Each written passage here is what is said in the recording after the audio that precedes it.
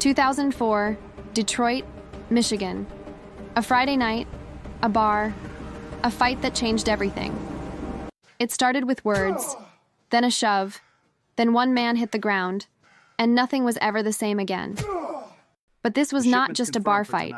Someone powerful was watching, and they wanted blood. Evidence tampered, witnesses pressured, reports falsified, an innocent man about to be destroyed. But one officer refused to stay silent, and everything came crashing down. This is James's story. His name was James, 31 years old, a construction worker living in Detroit, Michigan. He was not a complicated man.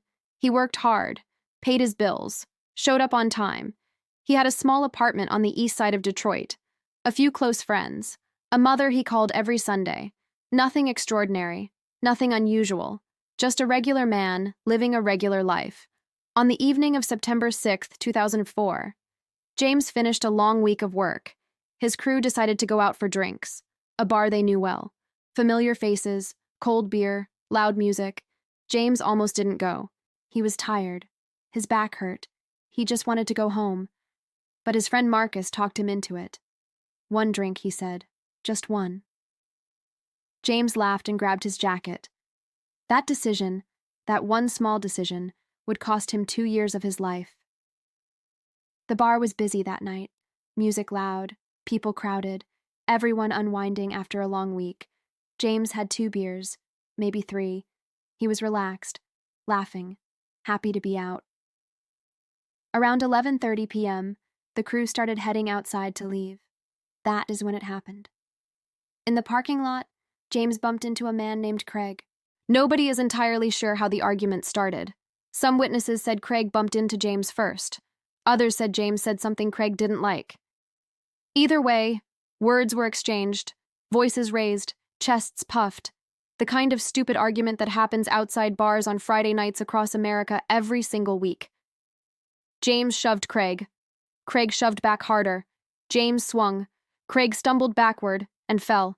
His head hit the concrete curb with a sickening impact. The parking lot went quiet. Craig was not moving. James stood there for 3 seconds, frozen in shock. Then he ran. Not because he was guilty of something calculated, but because he was scared. Because a man was unconscious on the ground and he had panicked. It was the worst decision he could have made, and he would pay for it in ways he never imagined. Craig was rushed to the hospital by ambulance. He had suffered serious head trauma, a fractured skull, brain swelling. He was in critical condition for 3 days. He survived. But the road to recovery would be long. Detectives were assigned to the case immediately. Witnesses from the parking lot were interviewed. Security footage from the bar was requested. On paper, it looked like a straightforward assault investigation, but there was nothing straightforward about what happened next. Because Craig was not just anyone. Craig was the nephew of Detective Raymond Walsh, a 22-year veteran of the Detroit Police Department. Senior, respected, connected, and absolutely furious. Walsh inserted himself into the investigation within 24 hours. He was not assigned to the case. He had no official role in it whatsoever. But nobody questioned him. Because nobody questioned Raymond Walsh. He had been on the force for over 2 decades. He knew everyone, owed favors, was owed favors, and right now, he wanted James. Walsh began working behind the scenes immediately. He identified James through witness descriptions and bar surveillance footage. James was located and brought in for questioning 2 days after the incident. He cooperated fully, told them exactly what happened. The shove, the fall, the panic, the run. He admitted everything. He expressed genuine remorse. He asked about Craig's condition repeatedly. It didn't matter. Walsh had already decided what the outcome of this case would be. What started as an assault investigation was being quietly upgraded. Witness statements were being revised. One witness, a woman who had clearly seen Craig shove James first, suddenly changed her story. She now claimed James had attacked Craig without provocation, brutally, deliberately, with intent to cause serious harm. Another witness, a man who had been standing near the door, now claimed he had heard James threaten Craig earlier inside the bar. That conversation had never happened. The security footage from inside the bar, which would have shown no prior confrontation, went missing from the evidence log. A written report prepared by the responding officers was rewritten. Key details changed, timeline altered, language made more aggressive. James went from a man involved in a parking lot fight to a calculated violent offender. On paper, none of it was true. But it was all official. James was charged with aggravated assault with intent to cause grievous bodily harm. Bail was set high. He could not afford it. He sat in a cell and waited. His mother cried every time she visited. His construction crew moved on without him. His apartment bills began to pile up, and inside a Detroit police precinct, 3 officers were congratulating themselves on a case well built. But there was one person in that precinct who was not celebrating. His name was Officer Daniel. 26 years old, 18 months on the force. He had been in the room when Walsh discussed how to handle the case. He had watched the witness statements get changed. He had been handed the revised report and asked to sign it. He had stared at that report for a long time, because he knew what was in the original. He had read it himself, and what was in front of him now was not the same document. Daniel signed nothing.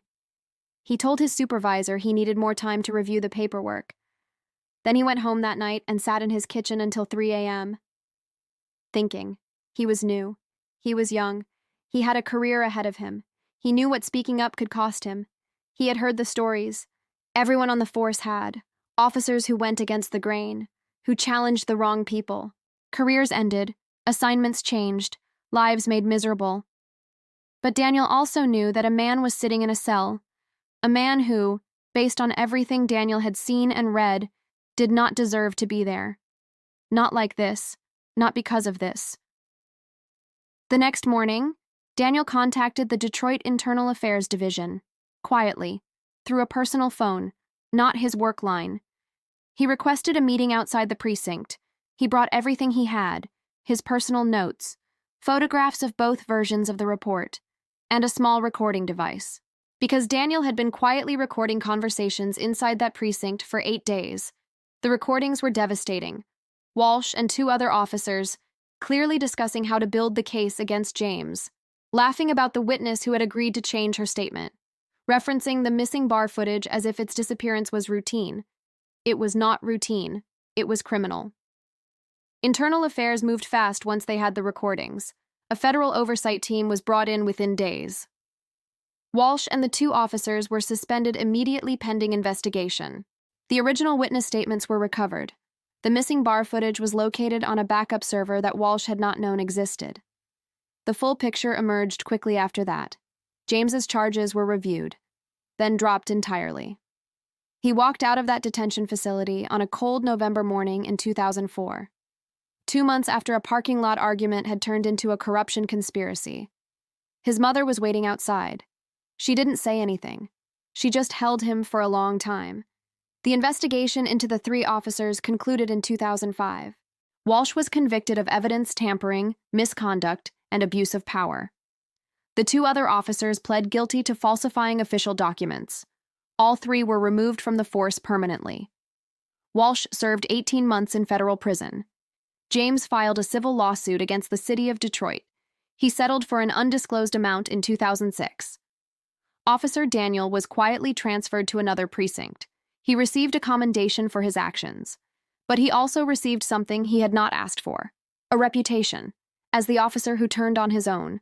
It followed him for years, because that is the cost of doing the right thing inside a broken system. James rebuilt his life slowly. He went back to construction work. He moved to a different part of Detroit. He never went back to that bar. He said in an interview years later, "I think about Daniel sometimes, a kid I never met, who chose me over his career. I don't know if I could have done the same." Police corruption is not rare in America. It is documented, systemic, and deeply damaging to communities that rely on law enforcement for protection. Most cases never get exposed. Most officers like Daniel never come forward. Most men like James never get out. This case was an exception, because one young officer decided that the truth mattered more than his comfort.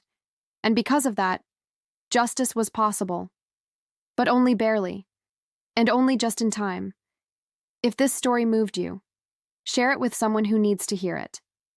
Subscribe to Dark Chapters US, because there are many more chapters left to uncover, and none of them are easy to read.